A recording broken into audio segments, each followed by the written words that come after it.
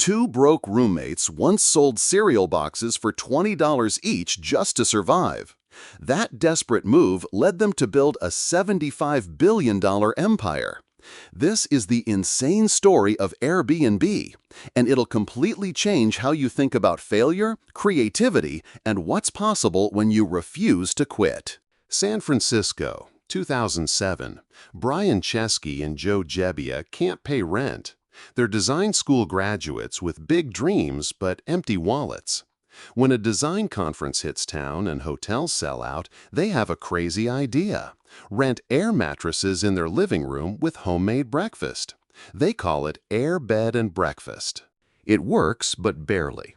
They team up with their technical co-founder Nathan Blecherchick to build a website, but nobody uses it. For months, they can barely get any users. They're burning through their savings, living off ramen noodles, watching their bank accounts hit zero. Here's where it gets wild. During the 2008 presidential election, they come up with the most creative funding strategy in startup history. They create special edition cereal boxes, Obama O's and Cap'n McCain's. They buy regular cereal, design incredibly professional custom boxes, and start selling them for $20 each. $20 for a box of cereal. People think they're completely insane, but guess what happens? They sell over 800 boxes and make $30,000. That's enough to keep them alive for a few more crucial months.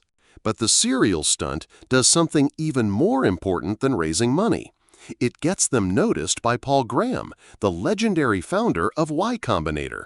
He's blown away by their resourcefulness and determination. Anyone crazy enough to sell cereal to fund their startup clearly has the hustle mentality needed to succeed. They join Y Combinator and everything changes. With guidance and investment, they start focusing on solving real problems for real people. They discover their platform isn't just about air mattresses.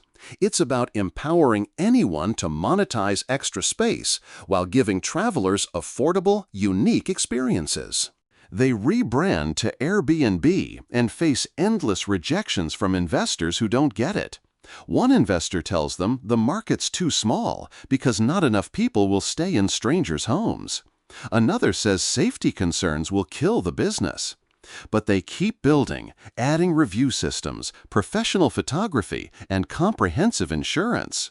The breakthrough comes when they think global. They expand internationally, adapt to different cultures, and survive the 2008 financial crisis by offering affordable alternatives during tough times.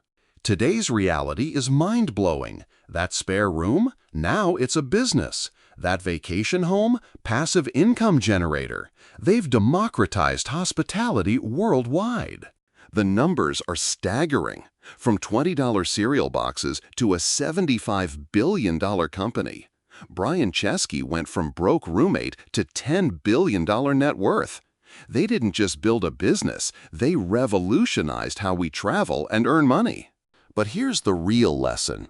Success isn't about the original idea. Airbnb today looks nothing like those air mattresses. It came from adapting constantly and never accepting defeat.